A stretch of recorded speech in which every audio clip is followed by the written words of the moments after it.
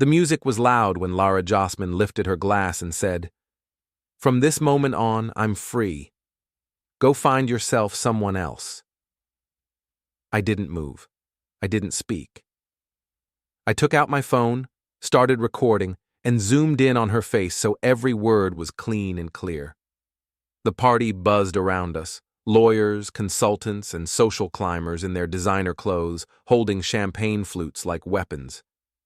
The venue was one of those glass and steel places downtown, all sharp edges and cold surfaces. Perfect for Lara's world, nothing like the weathered two-story house I'd bought us 15 years ago, back when she was still pretending to love me. I let the silence work. The crowd noticed. Conversations stopped mid-sentence. Someone turned down the music. Lara stood there on the balcony overlooking the main floor, her red dress catching the light, her smile frozen as she realized what she'd just done. I sent the clip to our shared cloud, changed the permissions, and scheduled automatic access for our families the next morning. Then Kira Maller walked up, put her hand on my chest, and said she would take me publicly. I saved that angle too. "Perfect," Kira announced, loud enough for everyone to hear. "Then I'll take him." Lara's face went white. "That's not what I meant." But it was too late. I had it all recorded. Every word, every gesture, every shocked gasp from the crowd. Kira's hand was still on my chest, her fingers spread across my work shirt like she was claiming territory. She'd always been the wild one, the sister who lived in Lara's shadow and resented every minute of it.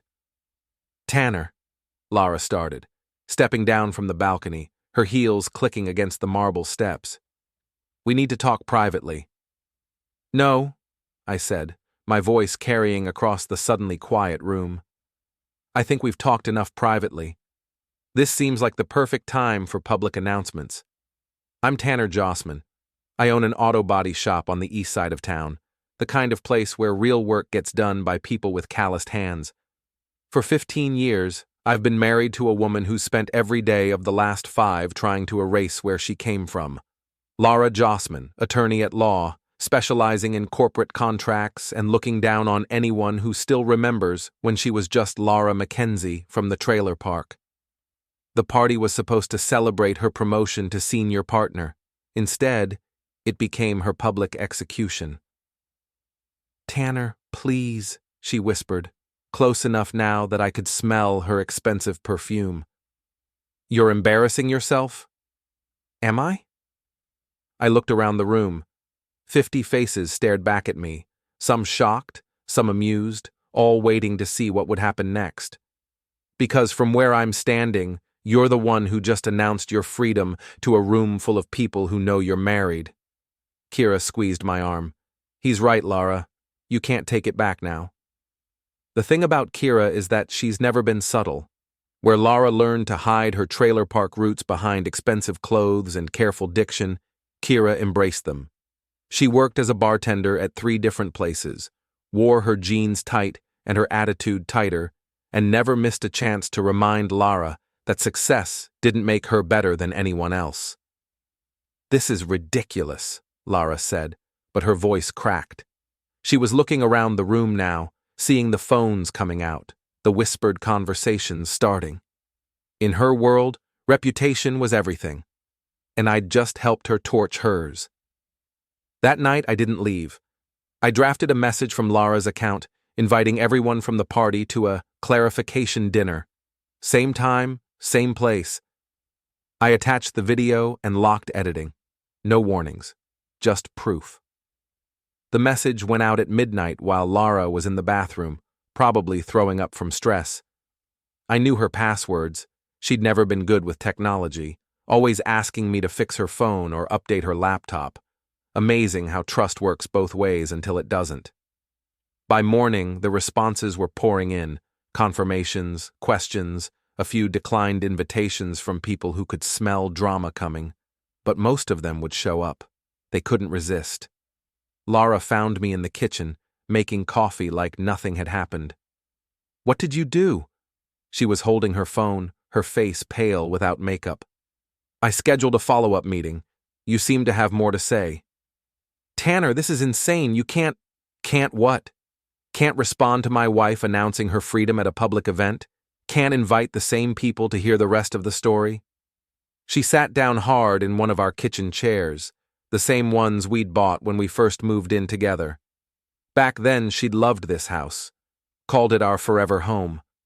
Now she spent most nights at her downtown apartment, the one she claimed was just for late work nights. You don't understand, she said. My career. Your career built on what exactly? The house I bought? The connections I helped you make when you were nobody? The stability I provided while you climbed your ladder? She looked up at me then, and for a moment I saw the girl I'd married, scared, angry, but still beautiful, still the woman I'd loved enough to work 60-hour weeks so she could go to law school. I never asked you to sacrifice anything, she said. No, you just took it and pretended it didn't matter. My phone buzzed. A text from Cal, my old friend who owned the boxing gym where I worked out my frustrations 3 nights a week. Saw the video. Come by when you're ready to talk. I showed Lara the message. Looks like word's getting around. You sent it to other people? I sent it to everyone who matters. Our families got access this morning. Your parents, my parents, your sister, our friends, everyone who's been listening to you complain about your terrible husband for the last 2 years. She started crying then, but they weren't the kind of tears that made me want to comfort her. They were frustrated tears, angry tears, the tears of someone who'd been caught. I want you out of the house, she said. It's my house, my name on the deed, remember? You wanted to keep your credit clean for the law firm applications. That was 15 years ago. And it's still legal today. I finished my coffee, rinsed the mug, and put it in the dishwasher. Routine motions, normal morning activities, like my marriage wasn't dissolving in real time. The dinner's tomorrow night, I said. 7 o'clock, same venue. I'd suggest you prepare remarks. I'm not going. That's your choice, but everyone else will be there and they'll have questions. I left her sitting in our kitchen, in our house, surrounded by 15 years of shared life that she'd just announced she wanted to escape. The drive to my shop took 20 minutes through the kind of neighborhoods Lara had spent years trying to forget. Working-class streets with small houses and practical cars, where people fixed their own problems and didn't hire lawyers to handle their guilt. My shop sat on the corner of 5th and Industrial, a converted garage with bay doors and the smell of motor oil permanently embedded in the concrete. I'd built this business from nothing, one repair job at a time, and it had paid for everything Lara needed to become the woman who could publicly humiliate me. Boss, called Jake, my lead mechanic, as I walked in. You look like hell. Feel worse. What have we got today? 3 oil changes, a transmission rebuild, and Mrs. Patterson's Buick that's making that noise again. Normal work. Normal problems with normal solutions. I threw myself into the transmission rebuild, losing myself in the familiar process of taking something broken and making it work again. But my phone kept buzzing. Messages from family members who'd seen the video, friends asking if I was okay, a few people I barely knew offering support or asking for details. The most interesting message came from Derek Fain. We need to talk. Meet me at Sullivan's Bar tonight, 8 p.m.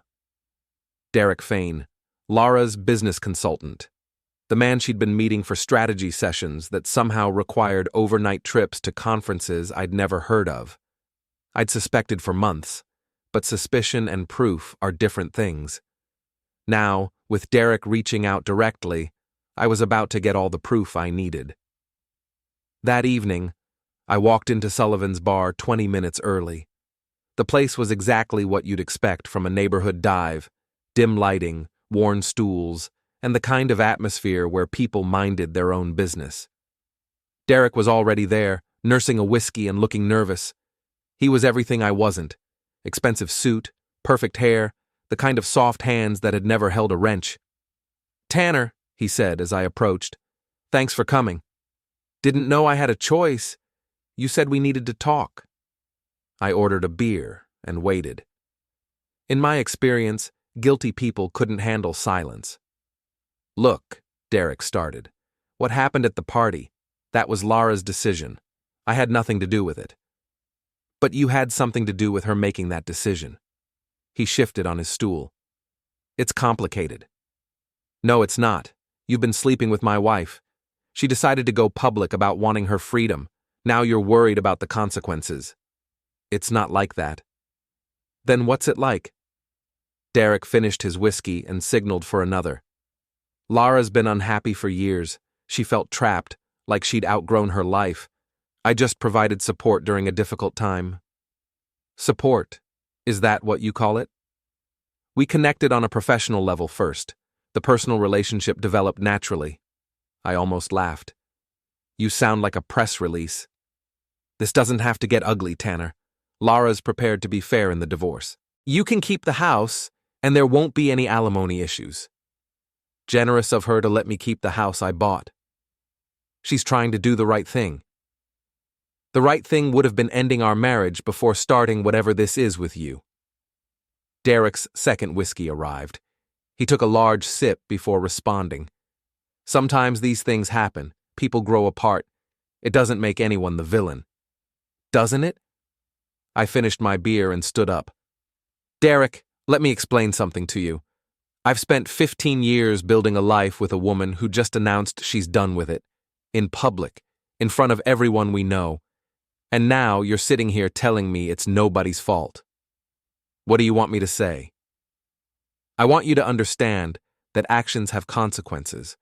Lara's about to learn that lesson. You might want to pay attention. I left him at the bar, probably ordering a third whiskey to calm his nerves. The drive home took me past the venue where tomorrow's dinner would happen, the same glass and steel building where my marriage had officially ended 12 hours earlier. Lara's car wasn't in our driveway when I got home. Lara moved first. She cut access to joint accounts and sent a legal notice claiming I threatened her reputation. I responded by uploading a second file, screenshots of her messages with 3 men, time-stamped, synced with her location data from our car. The legal notice arrived by courier at my shop the next morning. Professional letterhead, threatening language, the kind of document designed to scare ordinary people into backing down. Mr. Jossman, it read, your actions at the promotional event have damaged my client's professional reputation and caused significant emotional distress. Any further attempts to harass, embarrass, or defame Mrs. Jossman will result in legal action, including but not limited to restraining orders and civil suits for damages. I read it twice, then handed it to Jake. What do you think? Jake wiped his hands on a rag and studied the letter. I think your wife's lawyer doesn't know who he's dealing with. That's what I thought too. The account freeze was more serious.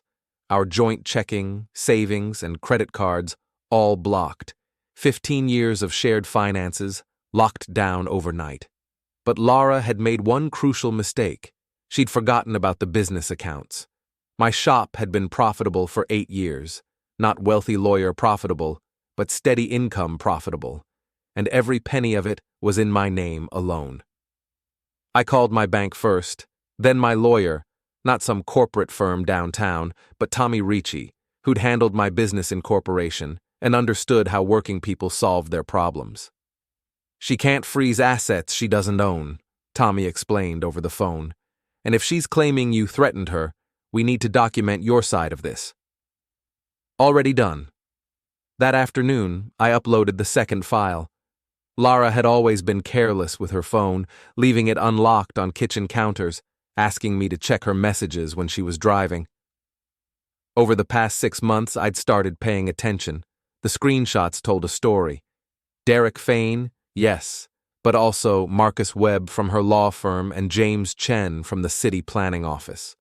3 different men, 3 different types of conversations, all happening while she came home to me every night and pretended nothing had changed. With Derek, can't wait to get away from here. 2 more years and I'll have enough saved to start over somewhere new. With Marcus, Tanner's a good man, but he's not growing. I need someone who understands ambition. with James. Sometimes I feel like I married the wrong life, like I settled for safe instead of reaching for what I really wanted. Each conversation was time-stamped.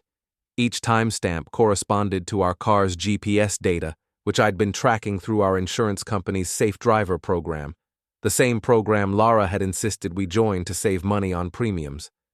Derek's messages were the most explicit. Hotel reservation confirmed for Friday, same place as last month. Marcus's were more emotional. You deserve better than someone who can't appreciate how far you've come. James's were the most damaging.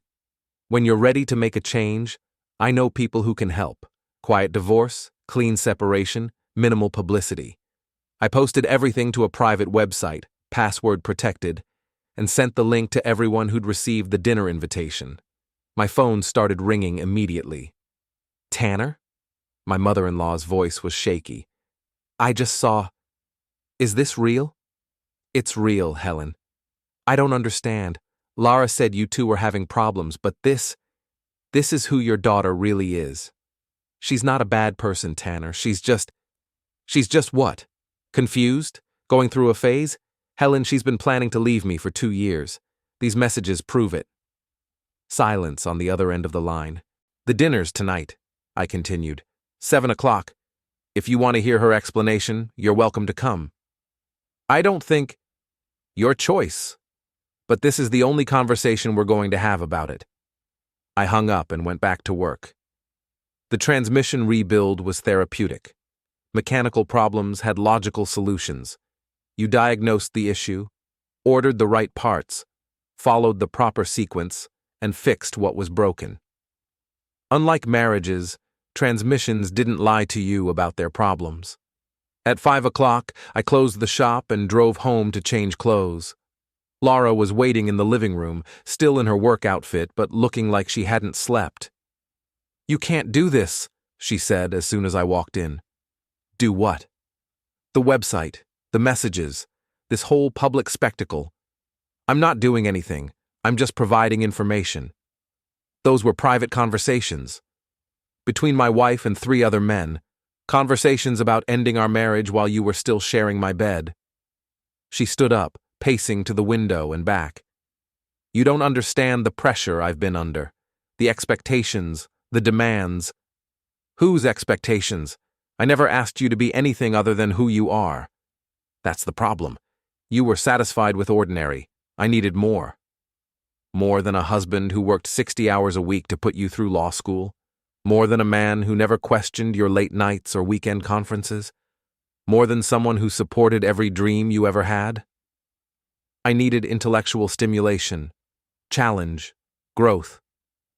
You needed 3 different men to provide what one husband couldn't? She stopped pacing. That's not fair. Fair? I laughed, but there was no humor in it. You want to talk about fair?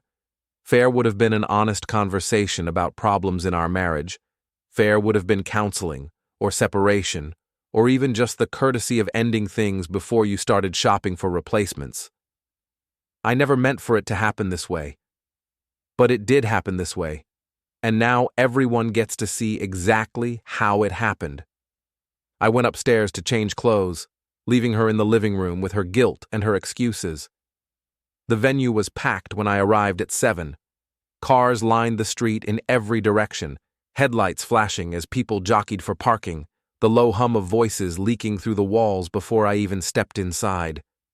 More people than had been at the original party, word having spread through the small network of families, friends, and professional acquaintances that made up our social world. Curiosity had done what invitations couldn't, pulled everyone in. Lara was already there, sitting at a corner table with Derek and Kira.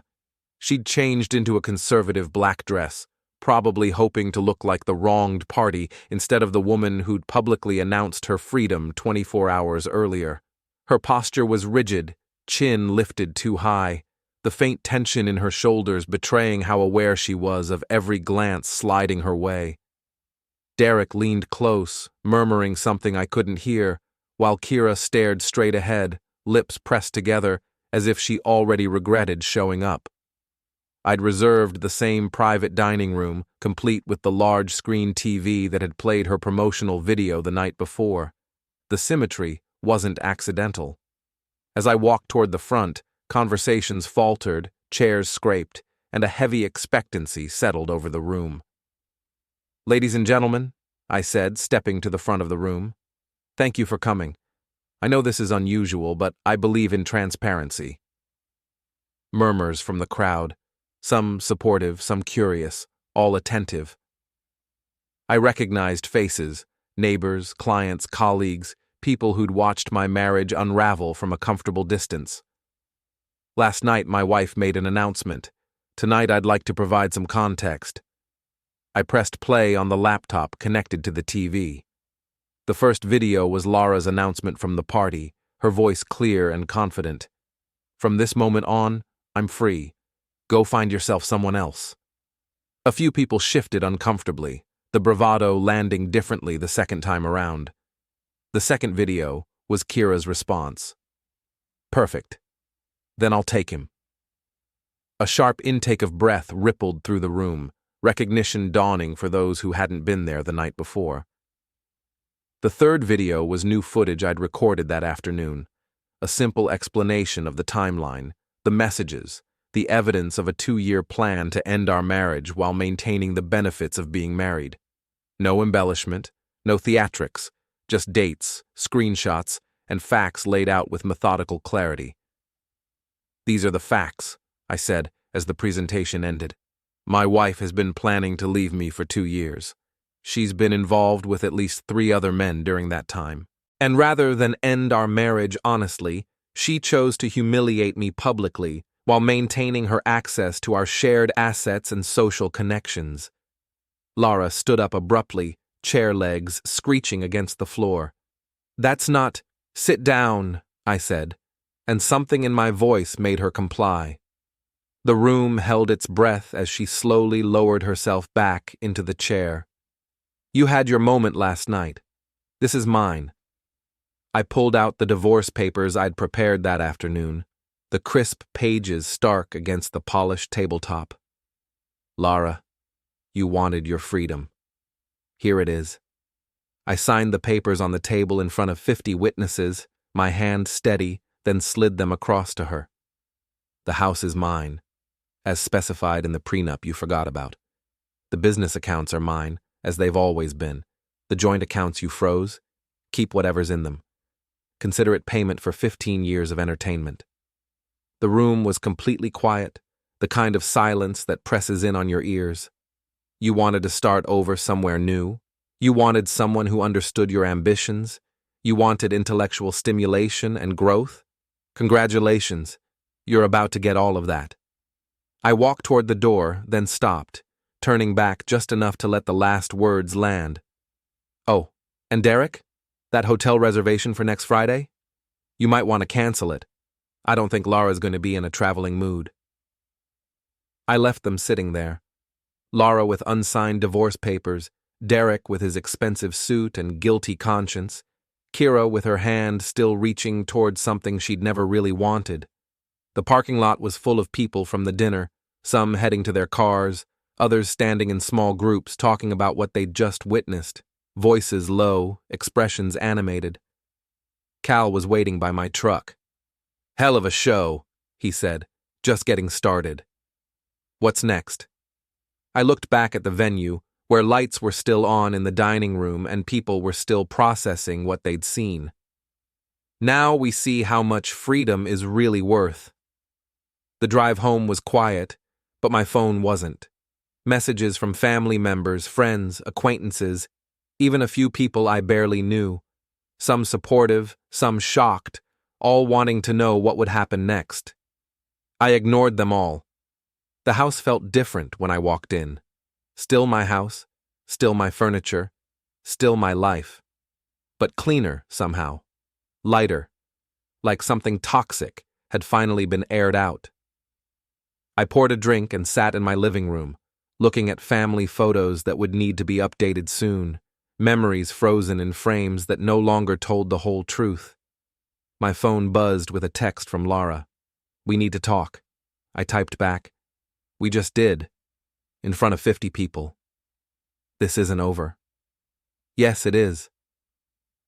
I turned off my phone and finished my drink in peace. Tomorrow would bring new challenges, new complications, new consequences for everyone involved. But tonight, for the first time in 2 years, I knew exactly where I stood, and it felt like solid ground. By morning, the fallout was spreading through town like ripples in a pond. My shop phone started ringing at 7 a.m. Friends, customers, even a few strangers who'd heard about the dinner and wanted to show support. Jake arrived early and found me already working on Mrs. Patterson's Buick, the familiar rhythm of tools a welcome anchor. "You're famous," he said, holding up his phone. "Someone posted video from last night. It's been shared 200 times. I looked at the screen. Grainy footage from someone's phone showing me signing the divorce papers and delivering my final speech. The comments were running heavily in my favor, strangers filling in years of context with their own assumptions. "Good," I said. "Let people see what really happened. Lara's not going to like this." Lara's had 2 years to worry about what she liked. Now it's my turn. The first real consequence arrived at 9 a.m. Derek Fain, looking like he'd slept in his car, hair rumpled, eyes red, standing in the bay door of my shop like he didn't quite belong there. "We need to talk," he said. "No, we don't. This has gotten out of hand. Lara's talking about lawyers, restraining orders. Let her talk." Derek stepped into the shop, his expensive shoes loud on the concrete floor. "You're destroying people's lives over a marriage that was already over." I put down my wrench and looked at him directly. "Derek, let me explain something about consequences. You decided to sleep with a married woman. She decided to plan her escape while pretending everything was normal. I decided to make sure everyone knew the truth. Those were all choices. But the public humiliation was her idea. I just provided the venue." Derek ran his hands through his hair. "What do you want? Money? An apology? What will it take to end this?"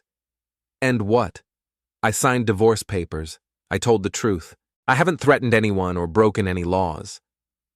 The website contains screenshots of messages my wife sent from devices I helped pay for, using accounts I had legal access to. My lawyer checked." Derek's face went pale. "You talked to a lawyer?" "I talked to lots of people. It's amazing what you learn when you start asking questions." I picked up my wrench and went back to work on the Buick. "For instance," I continued, not looking at him, "I learned that your consulting business has some interesting clients. City planning office, development committee, a few construction companies that seem to win a lot of municipal contracts." Derek went very still. "I learned that Lara's been helping you navigate some regulatory issues. Pro bono work, she called it. Funny how pro bono work requires so many overnight trips. That's completely legal." "I'm sure it is. But I wonder what the State Bar Association would think about an attorney providing free services to her boyfriend's business, while that business profits from city contracts. You can't prove anything." "I don't have to prove anything. I just have to ask questions. Let other people do the investigating." Derek stood there for a long moment, probably calculating how much trouble he was in. "What do you want?" he asked again. "I want you to leave my shop and never come back." "And then this ends?" "Derek, this ends when the consequences finish playing out. I'm not controlling that anymore. I just lit the fuse." He left without another word. The second consequence arrived at lunch. Kira. She walked into the shop wearing tight jeans and a low-cut top, carrying 2 sandwiches from the deli down the street. "Thought you might be hungry," she said. "I'm not. Come on, Tanner, we should talk." Kira had always been the opposite of her sister. Where Lara was calculating, Kira was impulsive. Where Lara hid her emotions, Kira wore them like jewelry. She'd been flirting with me for years, always stopping just short of crossing lines that would have caused real problems. Now those lines were gone. "What happened at the party?" she said, sitting on a work stool. "That wasn't planned. I saw an opportunity and took it. An opportunity to do what? To get something I've wanted for a long time. She crossed her legs and leaned forward, making sure I noticed. Kira, your sister and I aren't even officially divorced yet. But you will be. And when you are, you'll need someone who appreciates what you've got. What I've got is a failed marriage and a business to run. You've got more than that. You've got integrity, loyalty. You work with your hands and you don't apologize for who you are. She stood up and moved closer. Lara never deserved you. She was always looking for something better, something more impressive. I never looked anywhere else. Because you were married to someone else. That ended 6 months ago. I'm free now, Tanner. Really free. I hadn't known about Kira's divorce. She'd been married to a guy named Rick, who worked construction and drank too much. Not a bad guy, just not a happy one. I'm sorry about Rick. I'm not. It was never right between us. Not like it could be between you and me. She reached out and touched my arm. I know this is complicated. I know the timing is terrible. But sometimes life gives you a chance to get what you really want, and you have to take it. What I really want is for everyone to leave me alone. No, you don't. You want someone who sees you clearly, who doesn't try to change you or improve you or make you into something you're not. She was standing very close now, close enough that I could smell her perfume, something cheaper and more honest than Lara's expensive bottles. Kira, think about it, she said. That's all I'm asking. She left the sandwiches on my workbench and walked out, her hips moving in a way that was definitely intentional. Jake emerged from the back office where he'd been hiding during the conversation. Boss, you've got some interesting problems. Tell me about it. You going to eat that sandwich? I handed him both sandwiches and went back to work. The third consequence arrived at closing time: Lara's parents. Helen and Robert Mackenzie had never quite approved of their daughter marrying a mechanic, but they'd been polite about it for 15 years. Now they looked uncomfortable and desperate. Tanner, Helen said, we need to talk about this situation. What situation is that? The public embarrassment, the website, this whole mess. Robert stepped forward. Look, son, we know Lara made mistakes, but this public humiliation, it's destroying her career. Her career built on what foundation? She worked hard. With my support, my money, my stability while she climbed her ladder. Helen touched my arm. She's still our daughter. And she was my wife, until she announced she wasn't. People make mistakes when they're unhappy, Robert said. It doesn't mean they're bad people. Robert, your daughter spent 2 years planning to leave me while pretending everything was normal. She had relationships with 3 different men while sharing my bed. She announced her freedom at a public event, then tried to freeze our assets when I responded. At what point do mistakes become choices? She's talking about leaving town, Helen said quietly. Starting over somewhere else. Good for her. Is that what you want? To drive her away from everyone who loves her? I looked at these 2 people who'd raised the woman I'd married, who'd watched her transform from a trailer park girl into a successful attorney, who were now asking me to minimize my own humiliation to protect hers. Helen, Robert, I want you to understand something.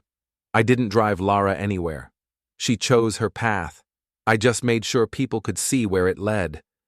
But the consequences are hers to live with. They left looking older than when they'd arrived. That evening, I drove to Cal's boxing gym to work off the day's frustrations. The gym was in an old warehouse, full of heavy bags and speed bags and the smell of honest sweat. Cal had been running it for 20 years, training kids from the neighborhood and giving men like me a place to hit things legally. Heard you had visitors today, Cal said as I wrapped my hands. Word travels fast. Small town, people talk. I started working the heavy bag, throwing combinations that felt like conversations I couldn't have in real life. You know what's funny? I said between punches. Everyone's worried about Lara's reputation, her career, her feelings. Nobody's asking how I'm doing. How are you doing? I threw a hard right that made the bag swing. I'm angry. I'm hurt. I'm embarrassed. But I'm also relieved. Relieved? For 2 years, I knew something was wrong but couldn't prove it. I felt crazy, paranoid, like I was imagining problems that didn't exist. Now I know I wasn't crazy. That's worth something. It's worth everything. I worked the bag for another 20 minutes, then sat on a bench to unwrap my hands. Cal, can I ask you something? Shoot. Do you think I'm handling this wrong? The public exposure, the website, all of it? Cal considered the question while cleaning equipment. Tanner, I've known you for 8 years. You're not a vindictive man. You don't start fights, you don't hold grudges, you don't hurt people for sport. But you also don't let people walk on you. And from what I can see, that's all you're doing now, making sure people don't walk on you. Some people think I'm going too far. Some people didn't have their marriage destroyed by a woman who planned her escape for 2 years while pretending to love them. I finished unwrapping my hands and stood up. What happens next? Cal asked. I don't know, but I'm done being the only one who suffers consequences. The drive home was peaceful. The streets were quiet, the air was cool, and for the first time in months I felt like I was moving forward instead of just surviving. My phone had 6 missed calls from Lara and 1 text message. This has to stop. I typed back, it stops when the truth stops mattering. Then I turned off my phone and went to bed in my house, in my bed, surrounded by the life I'd built and intended to keep. Tomorrow would bring new challenges, but tonight I was exactly where I belonged. The 4th day brought lawyers. Not Tommy Ricci, my practical small-town attorney, but a team from downtown, 3 people in expensive suits carrying briefcases and attitudes. Mr. Jossman, said the lead attorney, a woman about Lara's age with sharp eyes and sharper clothes. I'm Patricia Vance, representing your wife in this matter. What matter is that? The harassment, defamation, and intentional infliction of emotional distress you've been engaging in since Monday night. I was under the hood of a Ford pickup, replacing spark plugs, routine work that didn't require my full attention. I haven't harassed anyone. The public website, the recorded videos, the coordinated humiliation campaign, the truthful documentation of my wife's 2-year plan to end our marriage while maintaining access to marital assets. Patricia Vance stepped closer, probably hoping to intimidate me with her presence. Mr. Jossman, my client is prepared to be generous in the divorce settlement, but this public campaign has to end immediately. What's she offering? Full ownership of this business, the house, and no alimony obligations. In exchange, you remove the website, stop discussing the marriage publicly, and sign a non-disclosure agreement. I finished replacing the last spark plug and closed the hood. Counteroffer. She signs the divorce papers I already gave her, moves out of my house permanently, and accepts that her choices have consequences. That's not acceptable. Then we don't have a deal. The second attorney, a younger man with nervous energy, stepped forward. Mr. Jossman, you should understand that continued defamation could result in significant financial liability. Defamation requires false statements. Everything on my website is documented and verifiable. The emotional distress was caused by her actions, not my documentation of them. Patricia Vance tried a different approach. What do you hope to accomplish with this campaign? Your marriage is over. Continuing this public spectacle won't change that. You're right. My marriage is over. But I'm not going to pretend it ended because we grew apart or wanted different things. It ended because my wife planned her escape for 2 years while lying to my face every night.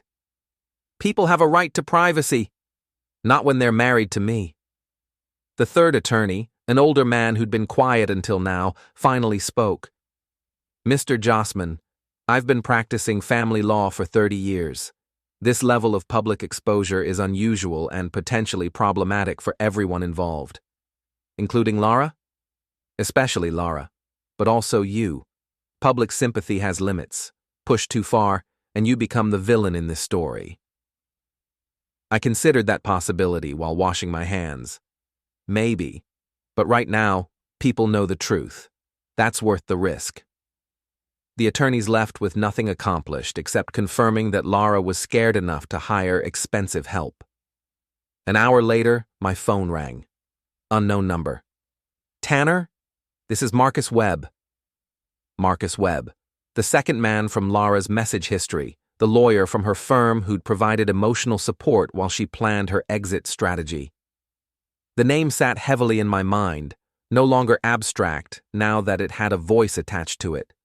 When my phone rang again and his number flashed across the screen, I felt a faint, unwelcome sense of inevitability, like a door finally opening after weeks of pressure on the other side. What can I do for you, Marcus? I think we should meet. There are things you don't understand about Lara's situation. His tone was calm, almost courteous, the kind of voice that assumed cooperation without needing to demand it. Enlighten me. Not over the phone. Tonight, 7 o'clock, Murphy's Steakhouse. Murphy's was an upscale place downtown, the kind of restaurant where Lara took clients and I never went. I could picture it clearly anyway. White tablecloths, dim lights, money humming quietly in every corner. Why would I meet with you? Because there are other people involved in this situation. People who could make things very difficult for you if this continues. The pause that followed felt deliberate, calculated. Is that a threat? It's information. 7 o'clock. He hung up before I could respond. I spent the afternoon thinking about Marcus Webb's call while working on routine repairs. The familiarity of the shop should have been grounding. The smell of oil, the steady clink of tools, but my thoughts kept drifting back to the implications of what he'd said. The transmission rebuild was finished, Mrs. Patterson's Buick was running quietly, and I had time to consider what other people might be involved in my wife's escape plan. Each tightened bolt felt like another piece clicking into place, revealing a shape I didn't like. At 6:30, I drove to Murphy's Steakhouse. The restaurant was exactly what I'd expected. Dim lighting, leather booths, prices that required expense accounts. Conversations were low and polished, laughter controlled. Marcus was already there, sitting in a corner booth, wearing a suit that probably cost more than most people made in a month. He looked relaxed, comfortable in the environment, like someone who belonged exactly where he was. Tanner, thanks for coming. I sat across from him without ordering anything, aware of how out of place my work-worn jacket looked against the polished wood and linen. You said there were other people involved. There are. Important people. People who value discretion and don't appreciate public scandals. Such as? Marcus signaled the waiter for another drink, unhurried, as if this were a business lunch instead of a confrontation. James Chen, for instance, from the city planning office. He's been very helpful to several development projects in town. Helpful how? Expedited permits, zoning variances, regulatory guidance, all completely legal but requiring a certain level of cooperation. And Lara provided that cooperation? Lara provided legal consultation on complex municipal issues. I started to understand the scope of what I'd uncovered, the edges of it stretching further than I'd imagined. How complex? Complex enough that public scrutiny could raise uncomfortable questions about the approval process for several major projects. Marcus's second drink arrived. He took a large sip before continuing, eyes never leaving mine. The people involved in those projects have invested significant money based on certain assurances. They don't want those assurances questioned. What does that have to do with my marriage? Your marriage became a problem when you decided to make it public. The website, the messages, the documentation, it's all creating a paper trail that leads to places people don't want investigators looking. I leaned back in the booth, finally understanding why Lara had hired expensive lawyers and why Marcus Webb was buying me dinner. So this was never just about Derek Fain. Derek was personal, James Chen was business. The two got mixed together when Lara started providing services to both. What kind of services? Legal consultation, regulatory guidance, and personal companionship. Not necessarily in that order. The waiter approached our table, but I waved him away, my appetite long gone. Marcus, are you telling me my wife was running some kind of escort service for city officials?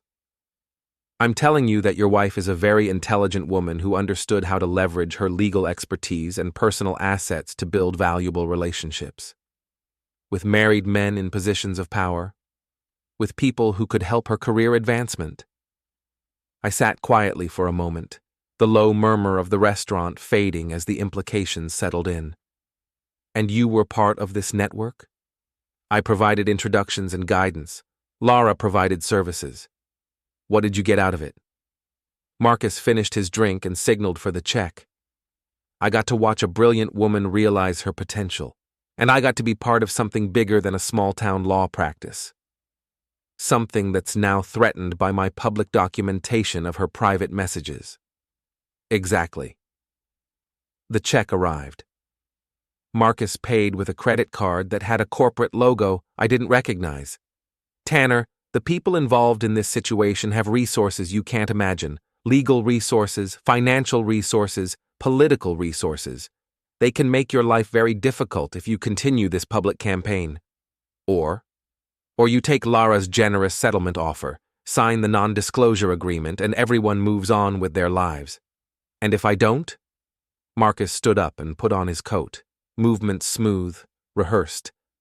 Then you'll discover that small-town mechanics don't always win fights against people with unlimited resources.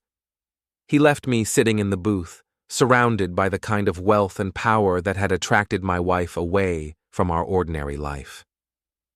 I drove home slowly, thinking about what Marcus had revealed. My marriage hadn't just ended because Lara was unhappy or ambitious. It had ended because she'd built a second life, providing services to powerful men, and that life was incompatible with being married to someone like me. The house was dark when I arrived, but Lara's car was in the driveway. She was waiting in the living room, still in her work clothes, but looking exhausted, the polish gone, something brittle in its place. "We need to talk," she said. "About what?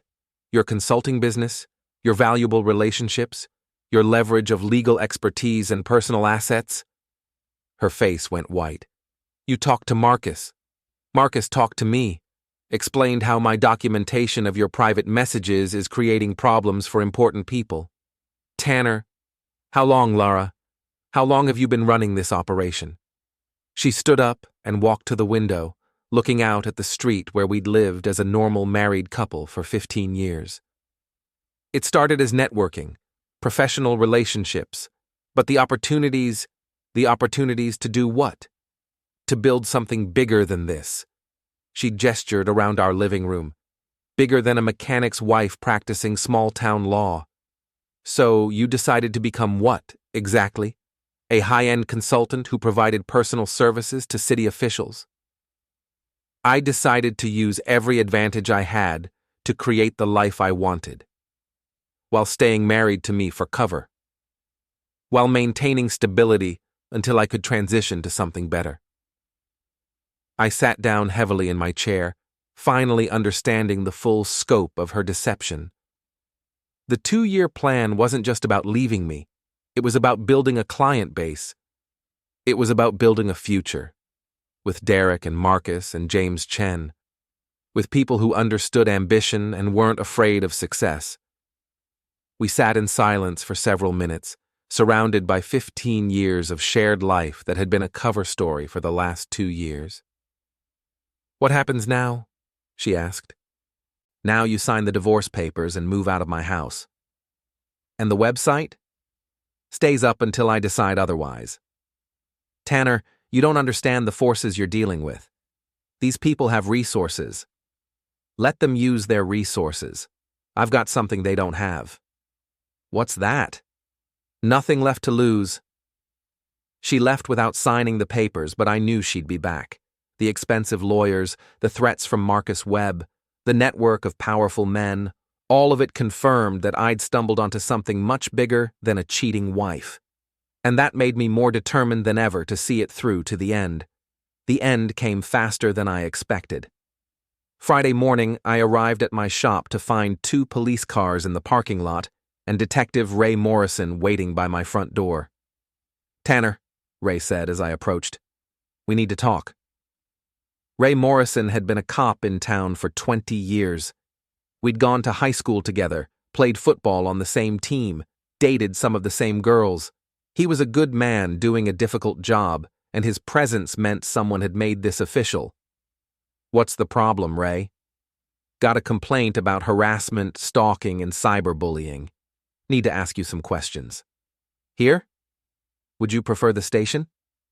I unlocked the shop and we went inside. Ray declined coffee and got straight to business. "Tell me about the website." "It contains screenshots of messages my wife sent, documentation of her 2-year plan to end our marriage, and video of her public announcement of that decision.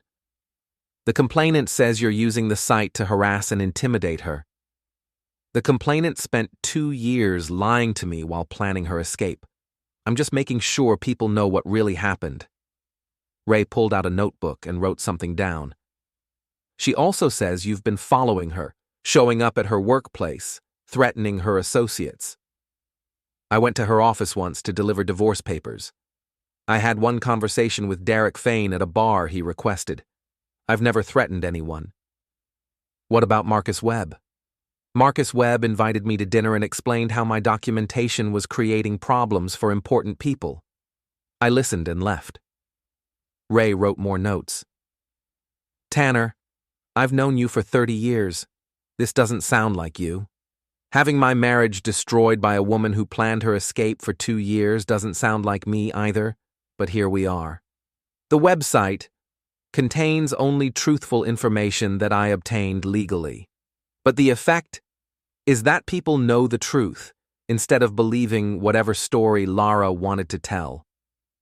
Ray closed his notebook and looked around my shop, at the tools, the cars, the honest work that had supported my wife's transformation into someone I didn't recognize. "Off the record, what's your end game here?" "I want people to know who she really is. I want consequences for actions. I want the truth to matter. And then we'll see what happens." Ray stood up to leave. "Tanner, be careful. Powerful people don't like being embarrassed, and they have ways of fighting back that don't always involve the law." "Is that a warning?" "It's advice from an old friend." After Ray left, I called Tommy Ricci. "They're trying to build a harassment case," I told him. "Based on what?" "The website, mostly. Maybe some intimidation claims." "Can they prove harassment?" "Not legally, but they might not need to prove it legally." "What do you mean?" "I mean powerful people have resources that don't depend on courts and judges." Tommy was quiet for a moment. "Tanner, maybe it's time to consider the settlement offer." "No. This could get expensive and dangerous. It's already dangerous. The question is whether I'm going to back down or see it through. What if seeing it through destroys you? What if backing down lets them destroy someone else?" I hung up and went back to work, but my concentration was broken. Every car that drove by, every person who walked past the shop, every phone call could be the next escalation in a war I'd started but couldn't control. At lunch, Kira showed up again. "Heard you had visitors this morning," she said. "News travels fast." "Small town, people talk." She was wearing a sundress that showed off her figure, carrying a picnic basket like we were going to have a romantic afternoon instead of a conversation about my disintegrating life. "Kira, this isn't a good time." "It's exactly the right time. You need allies, and I'm offering to be one." "What kind of ally?" "The kind who knows things about Lara that might be useful." I put down my wrench and looked at her directly. "What kind of things?" "Things about her business relationships, her client services, her networking activities." "You know about that?" "I know my sister. I know she's been building something for years, and I know it wasn't just a law practice. Kira opened the picnic basket and pulled out sandwiches, chips, and 2 bottles of beer. Sit with me for 10 minutes. Let me tell you what I know. We sat on folding chairs in the shade behind my shop, eating lunch while she explained her sister's operation. It started 3 years ago, Kira said. Lara was frustrated with small-town law, making decent money, but not the kind of money she thought she deserved. So she expanded her services. She started attending networking events in the city, meeting developers, contractors, city officials, professional relationships that became personal relationships. With Marcus Webb's help. Marcus was the facilitator. He knew who had money, who had influence, who might be interested in what Lara could provide. Which was what, exactly? Legal consultation, regulatory guidance, and companionship for men whose wives didn't understand their ambitions. I finished my sandwich and opened the second beer. How do you know all this? Because she tried to recruit me. For what? The companionship part. She said there were more opportunities than she could handle alone, and I had the right personality for certain clients. You turned her down.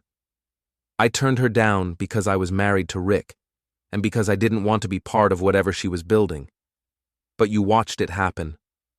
I watched my sister become someone I didn't recognize, someone who thought she was smarter than everyone around her, including the men she was manipulating. Kira finished her beer and moved her chair closer to mine. Tanner, what you've done with the website, the documentation, the public exposure, it's brilliant, but it's also dangerous. So everyone keeps telling me. These men have reputations to protect, businesses to maintain, political careers to consider. They won't let one angry husband destroy what they've built. What are you suggesting? I'm suggesting you need more than documentation. You need leverage. What kind of leverage? Kira reached into the picnic basket and pulled out a manila envelope. Financial records, bank statements, payment schedules, documentation of money changing hands for services rendered. I opened the envelope and found exactly what she'd described. Evidence of a systematic operation involving multiple clients and significant amounts of money. How did you get this? Lara's not as careful as she thinks she is, and sisters know where to look. Why are you giving this to me? Because you're the first person who's ever fought back against her, and because I want to see what happens when someone finally holds her accountable. I studied the documents, understanding that they represented a level of evidence that could destroy careers, end marriages, and potentially result in criminal charges. Kira, this is serious. This could bring down half the city government. Good. Maybe the other half will be more honest. And you're willing to be part of that? I'm willing to be part of anything that includes you. She leaned closer, her hand on my arm. Tanner, when this is over, and it will be over soon, you're going to need someone who understands what you've been through, someone who knows the truth and doesn't judge you for fighting back. What about Rick? Rick and I have been over for months. The divorce was just paperwork. And Lara? Lara made her choices. Now she gets to live with the consequences. I put the documents back in the envelope, understanding that I now had enough evidence to destroy everyone involved in my wife's operation. What happens next? Kira asked. Next, I make a decision about how far I'm willing to go. How far is that? I looked at her sitting beside me, offering alliance and companionship and the kind of loyalty her sister had never provided. All the way. That evening, I updated the website with the financial documents Kira had provided. Bank records, payment schedules, client lists. Everything needed to prove that my wife hadn't just been having affairs, she'd been running a business. The response was immediate and overwhelming. My phone rang constantly. Reporters, lawyers, private investigators, and people I'd never heard of asking questions I couldn't answer. The story had gone beyond our small town, beyond personal drama, into the realm of public corruption and organized crime. At 10 o'clock, Lara called.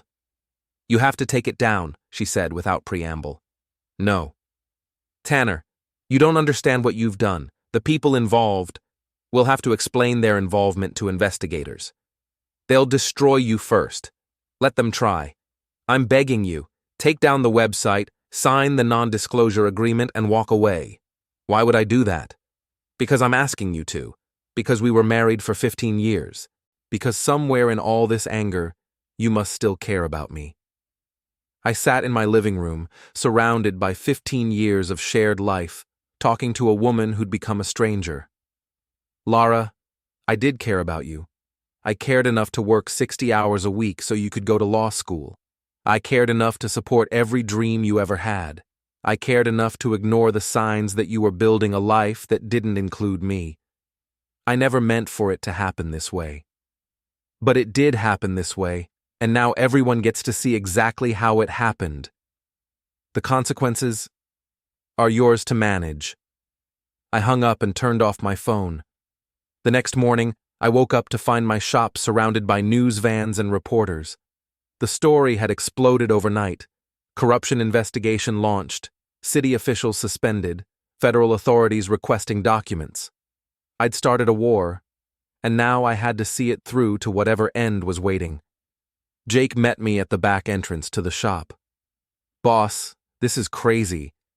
There are reporters everywhere, cops asking questions, and someone from the FBI wants to talk to you. The FBI? Something about public corruption and organized crime. They want to know about the financial documents you posted. I looked through the back window at the chaos surrounding my business, the place where I'd worked for 15 years to support a woman who'd been planning to leave me for 2. Set up the meeting, I said. It's time to finish this. The FBI interview lasted 4 hours. They wanted to know everything: how I'd obtained the documents, what I knew about the financial arrangements, who else might be involved in the operation. I told them the truth. I was a mechanic whose wife had been lying to him, and I'd simply documented what I'd found.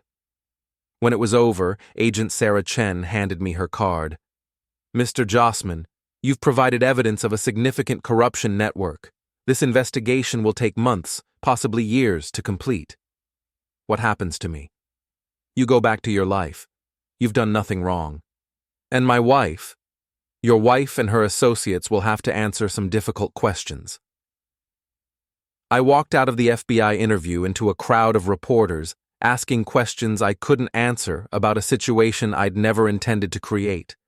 But as I drove home through the chaos, past the news vans and the protesters and the curious crowds, I felt something I hadn't felt in 2 years. Peace. I'd fought back. I'd told the truth. I'd held people accountable for their actions. And whatever happened next, I could live with the consequences of that choice. The house was quiet when I arrived.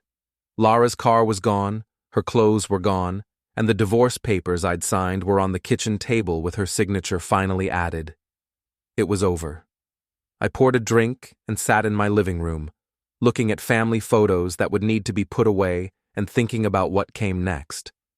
My phone buzzed with a text from Kira. Proud of you. Ready to start over when you are.